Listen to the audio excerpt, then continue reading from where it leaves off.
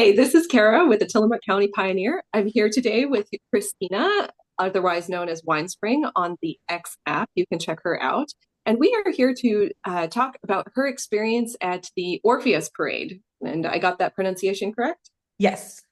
Yes, and that is in. Tell me a little bit about the parade before we get into the details, because I think not a lot of our audience is going to be familiar with not just alone Mardi Gras, but the geography of the region, what it is, where it is, that kind of thing. Yes. Yeah. Okay. So this is a parade, like it's one of like the major groups, like the big groups that get together to do it. I'm not actually sure how many they are, but this one's called like the Crew of Orpheus. And it's owned, maybe is the right word, by Connick Jr. Is it Harry Connick Jr., I believe? I love his Yeah, and music. so for the last, I think 5 years, they've had Teslas involved in the parade to carry their marshals that kind of like call out if something's going on and let people know where we are on the parade route so they get their timing right because there's a lot of that. And it is in New Orleans, Louisiana, NOLA. And it was supposed to be a family-friendly parade. When we were invited by them to participate, that is the vibe we were told it would be. Family friendly parade. We're going to cart marshals and pack snacks for them and just don't throw anything was the rule. Like really the only rule, stay in your vehicle and don't throw anything. Those are the No, rules. And we no were like, candies, no. no candies, no beads, nothing. We're like, okay, Okay, Yeah. right. Well, wonderful. Was this your first time in the parade? Oh my goodness, yes. Yes. Oh, And we were excited to be invited. It seemed like it was going to be a great time. We knew almost everyone else who was going to be a driver in the parade with their Cybertrucks. We've met them at other events.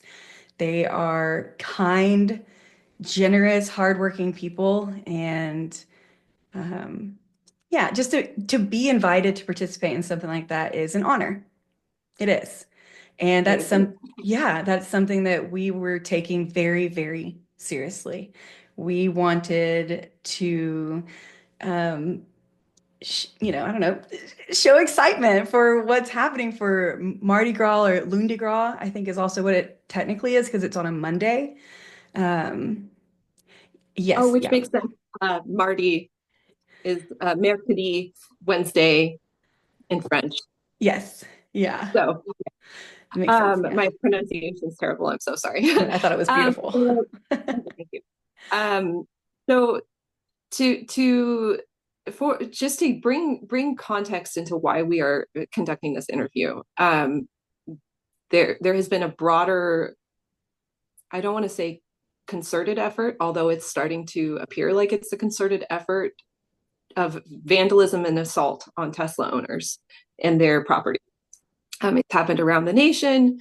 There is some evidence that there, and obviously we need to verify all of this because this is all happening so quickly. So some things might change, and I will update this article that the article that's going to come with this with new information as it comes out. But it looks like Antifa has been coordinating not only mass protests at they're not called dealerships, but maybe galleries, Mhm. Tesla galleries around the nation, burning cars. And obviously arson is a terrifying thing, but in this particular instance they attacked you during the parade when you were basically locked in place. There was nowhere for you to go. You were surrounded by people on all sides, and that is the context of why we are conducting this interview. I want people to understand what's happening because I don't see this being covered uh, by the broader media.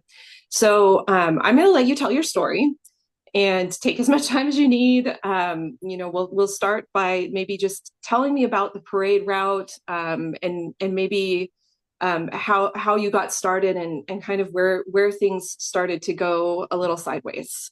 Okay, well, I'll start with letting you know that the Crew of Orpheus was great. The actual people participating in the parade were really fun. I mean, I'm rocking the shirt I got from them, the beads.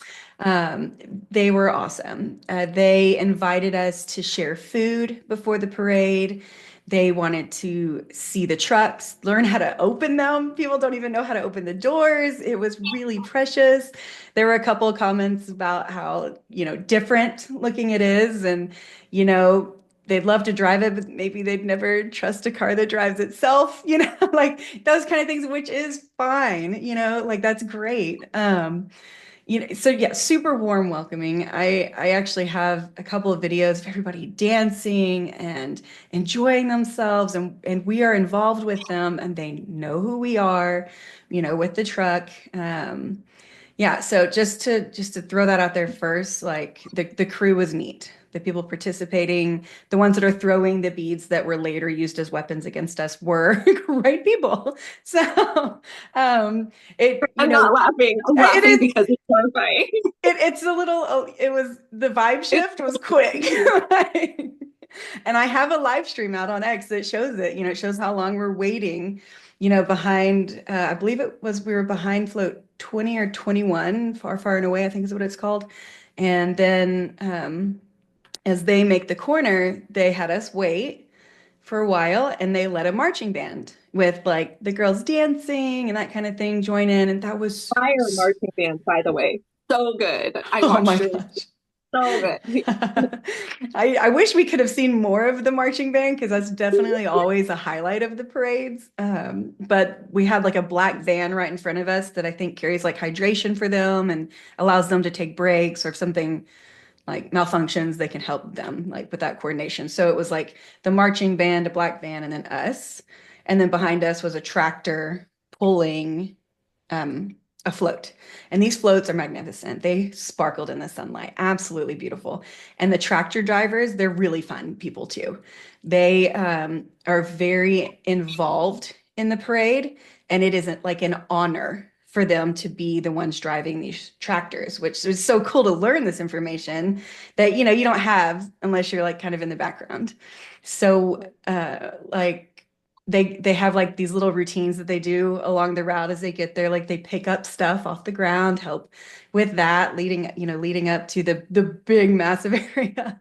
Um, yeah, so we were invited. The vibe was great, really fun, shared food. That is a meaningful thing in our culture. Like that is kindness.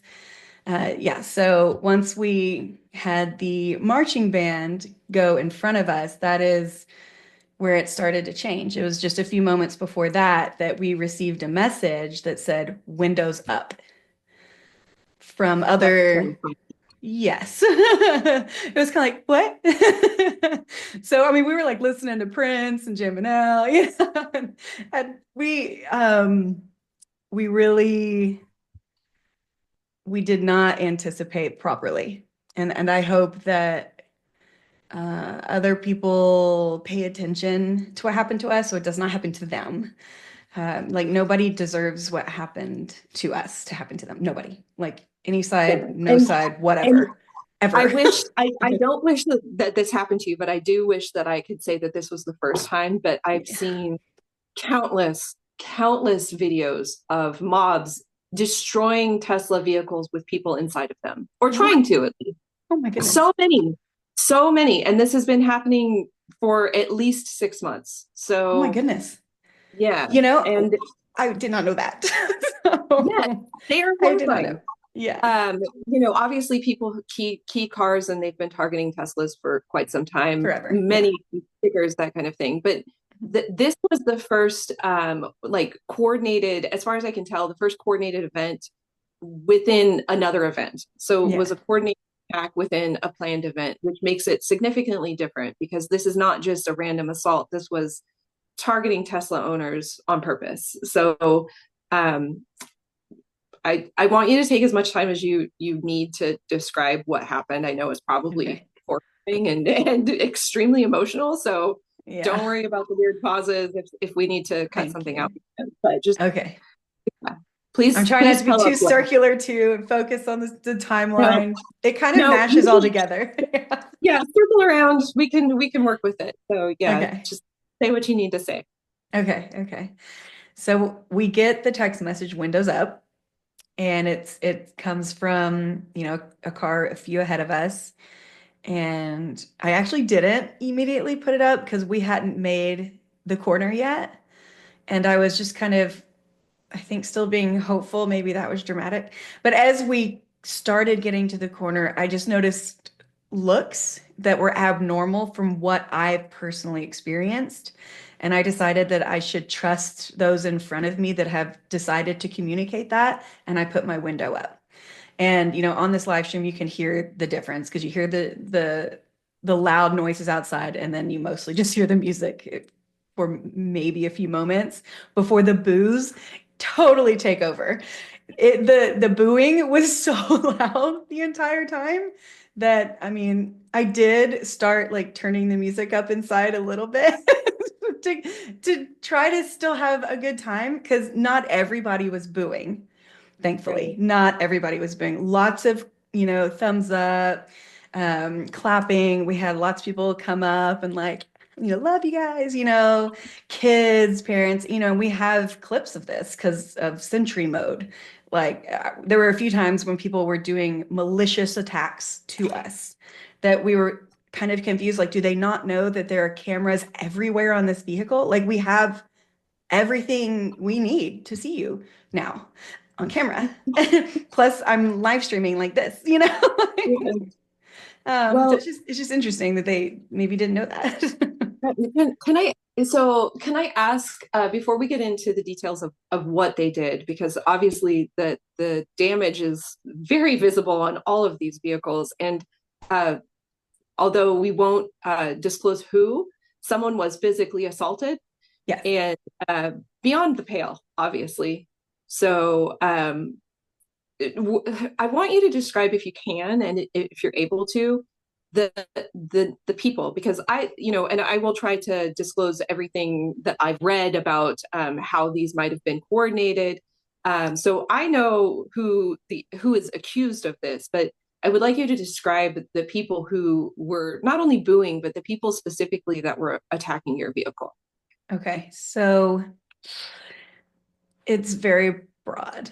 Uh, we're talking children being pushed by their parents and handed beads and told to throw them and being shown how to give the middle finger, all the way up to older women um, jumping in front of the truck to scream and give us the middle finger and chunk, beads. Beads are not overtly destructive. No. But there were a few young men that looked like they played baseball, like by how they threw these beads and as closely as they can. And I know I'm saying beads, but I need to be more specific that it wasn't just beads. It's cans of beer, opened and not opened. It is bottles of Gatorade, not even opened. There was food, drinks poured, spitting. Um, Gosh, what else? I mean, they physically attacked the vehicles too. I saw quite a bit of Oh my broken glass. goodness. I mean, Yeah. obviously they are they are literally tanks. So Yeah. destruction is it's very hard to crack the glass. So the amount of force needed to break some of this glass was quite a bit. Um, but it's you know obviously there are a lot of people who have very passionate feelings about not just Tesla and Elon, but the ethos behind people who support both Tesla and Elon, and that's a free country. But once you start attacking somebody, you're breaking the law. So Yeah. I'm trying to put myself into this position where you're surrounded not only by people who are supporting you and supporting what you're doing and attacking you, but also people who are there to ensure the safety of this event. And I'm wondering what happened and why were these people allowed to attack you? And it wasn't just your vehicle. There were other Teslas, Cybertrucks within this section that were attacked. So what happened and why was it allowed to happen? And I know you probably don't have all the answers, so just give what you can and what you're able to. Yeah. Yeah. And again, all of this is live streamed. You can see the conversations had with the New Orleans Police Department. You can hear the marshal that's in our vehicle. over the radio when he does his check-ins and when he's kind of trying to figure out what's going on. It is pretty early on, once we make the turn to start the actual parade route, that there are conversations about pulling out one of the Cybertrucks where someone was assaulted. And I believe people were like physically climbing on the truck, like they were on their vehicle, and there were police vehicles directly behind them, and no assistance was given to them. Um, as for our case, the marshal in our vehicle was very kind. He's been doing it for 10 years. I mean, you can even hear me say, like, I'm sorry you're having to experience this, with us, because he did. And he, I think, was afraid to get out of the truck because of what was happening. We later saw a post on Reddit, that has been more widely shared now, that a marshal in one of the other vehicles identifies himself and says which vehicle he was in and admits that he was told to get out of the vehicle to do crowd control, and he chooses not to. Hmm. Fear Do of you his think own, I don't know. right? I was Yeah. gonna, yeah, like terrified that he was gonna be beaten or worse. Yeah. Which honestly, I fully understand. You're in a Yes. bulletproof and a You're completely definitely safer inside than outside. Yes. different side. Yeah. Yeah. Um, so about how did it? So it escalated to the point where somebody was assaulted. At at what? Why did they stop? How did they stop, and why did they stop? The assault? Mm-hmm. Look, I mean, once they made contact, I think it sounds like they were just done. Mm-hmm. Yeah. Gotcha. No one was, it doesn't, as far as I understand, no, that person was not apprehended after the assault that Gotcha. that I am aware of. So And at what point did the crowd disperse enough to allow you to pass through? we are in the Cybertruck in the parade for, gosh, okay, 3 hours. And we are completely trapped on both sides. There's nothing you can do without hurting somebody. And so you don't do that. So we stayed. Um, and it's towards the end that our marshal starts finally rolling his window down, and he's been trying to get leadership and the PD involved, and he starts calling over police on the sidelines. And we keep getting just pushed on, and you can see this in my live stream again. The officers saying, just, what do you mean? Like, just keep going. Um, and I don't know why that was their response. I wish that they understood what it was like on the inside, because maybe they didn't out Yeah, there understand. you can't just drive over people. That's also a Yeah, like, never, so never, never, maybe not never. in Florida. I don't know. I'm not a legal expert, but uh, Yeah, like, I think yeah, never. Um, and for yeah. people who don't know, and I'm going to show my bias here, Christina is one of the nicest people in the world. So Oh, no, genuinely, that was really kind. you're a kind, generous, open, thoughtful, kind-hearted person. So not only do I understand why you didn't drive through, because I don't know if I would have had the grace to sit there for 3 hours and not do something.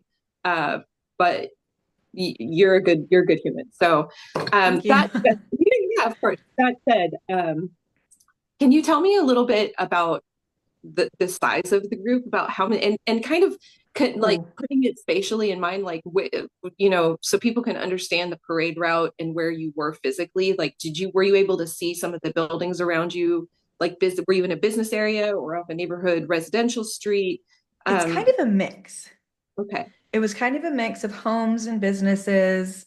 I think historical buildings, things called grandstands, which I learned about from our marshal as I tried to just have conversation in the truck as this was happening to us. He told us about the grandstands, and I believe those people paid money to sit on these platforms built very close to the road. And those people were relentless in what they threw onto us. The sounds from inside the truck of their beer cans and bottles and beads and all Which sorts shows of it's things, like, coordinated, because if how much stuff can you bring with you? Eventually you run out. So if you are planning something like yeah, this, that's the only way that you can have an endless supply of things to throw at somebody. yeah. So Yeah, I mean, but there's that, but there's also the fact that 20 floats in front of us are being given things to throw at us. So they're being provided naturally just by the theme of a New Orleans, Mardi Gras parade. They're being given things, and some of those things were hung on the truck very kindly on the side. We got hula hoops and stuff. Not everybody was terrible, like at all. But Right. there were enough that Yeah. I think uncomfortable. we can, I think you don't have to apologize for it because somebody was physically assaulted and the and vehicles were damaged. So Yeah, I know you're trying to be like kind I and am. most of the people most of the people in Mardi Gras aren't like this. And the reason that this Yes. is, I mean, we have some tentative, I wouldn't say it's official evidence because we don't know. I'm not an investigator. I'm barely an investigative journalist, so I wouldn't even call myself that. But it looks like Antifa sent out um, a call to action to their list serve to have people come and do this, which it tracks with some of the other actions that have taken place.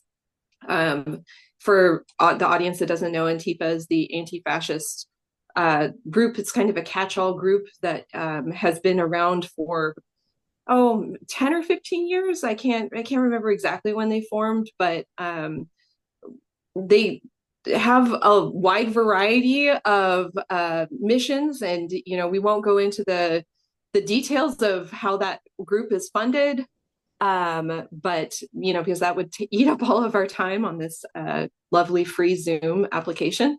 But in order to plan something like this, you have you have a different set of motivations than somebody who's just angry, and you're trying to socially engineer a public perception of a company that is trying to do nothing but good. So, in terms of putting people at risk, obviously, and this is my opinion, but this is the opinion of a lot of people around the nation that put it attacking people, attacking their property. It's not acceptable. And if that turns out to be true, if this was actually a coordinated effort, I hope that the people who actually physically attacked you and your vehicle and this person in this route are, I hope that they face swift justice. Obviously, that's not my role in the world. My role is to just show people what's happening. And I've had enough people within this community and other communities tell me exactly what they think about Elon and Tesla. And I try to be pretty open about how I feel because I think that's important when you're writing about something so that people understand your perspective and where you're coming from.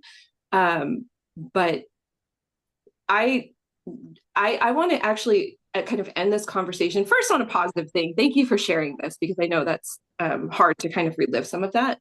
But also, I appreciate it, and I think that there are going to be a lot of people who appreciate what you have told our community. But I want to understand your perspective as a Tesla owner. Um, how has the shift, how have you seen the shift? I mean, obviously, like we mentioned earlier, Texas is a different place than Yeah. Northwest Oregon. They're just completely different communities. But how have you seen the vibe shift in terms of how Tesla has been received, and how does that make you feel personally as somebody who's a, an avid Tesla supporter?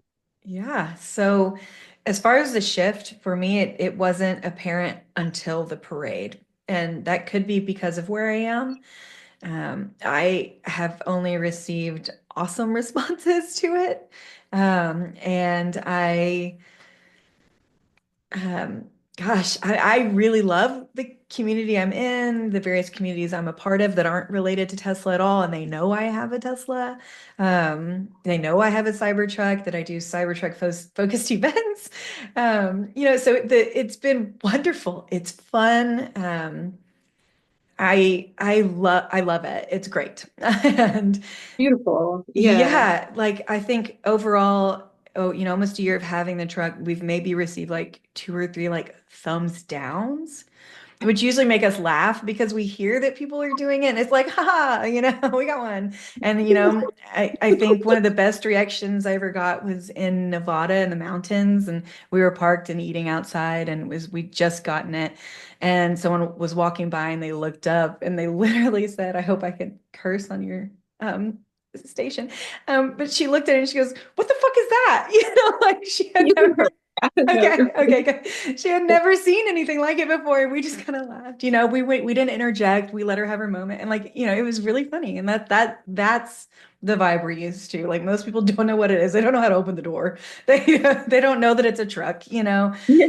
They have no idea how much fun it is to drive. And we've shown it to so many people and talked to them. That is a fun experience.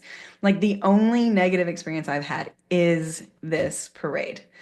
That's it. That's Every beautiful. charging stop, people in all sorts of different vehicles stop, want to take photos of it, with it. People with their children, especially, stop to take photos with it. They want to see the inside with their kiddos. They want to ask, what do you do? They want to ask how long you've had it. It's great Yeah. stuff. Yeah. Which, we have just a few more minutes on this, maybe like one. So if it gets cut off, I'll try to send you another Okay. link and we'll snip it Okay. together. Yeah. Um, it, so those overwhelmingly positive experiences, the terrifying aspect, and I don't want to fearmonger, but the terrifying aspect of what happened in New Orleans is that they knew where you were going to be stopped in such a way that you would not be able to easily get away. And Yeah. they packed that area with people who were able to throw things at you for a long period of time. Yes. The level of coordination that something like that takes is beyond somebody just being mad and saying, Yeah. oh, I'm going to throw an apple at a Tesla because I'm mad. That's, Yeah. um, I don't want to use the word terrorism because that's a pretty big word to use for something like this, but maybe terrorism light. You're Mhm. terrifying people on purpose because of your ideology. And I hope that the people who are watching this and the people who will read the article will understand why, if we're going to come together as a country, you can't just attack people because they own a certain brand of car. So I hope that this has been informative. It certainly has been informative for me, and we'll follow up with a written article. So in case you don't want to listen to a half an hour discussion, this will be something that you can read as well. And if you have any questions, please email. Obviously, I'm always happy to answer. You can write letters to the editor. And if you have thoughts, if you're a Tesla owner or if you hate Tesla, I want to hear from you. And you can be a guest on our show. So thank you so much, Christina. Winespring at Winespring on X. And you, as always, are just a shining light in a sometimes dark world. So thank you. Thanks for having me. I Yeah, hope it's absolutely. helpful. Yes, very helpful.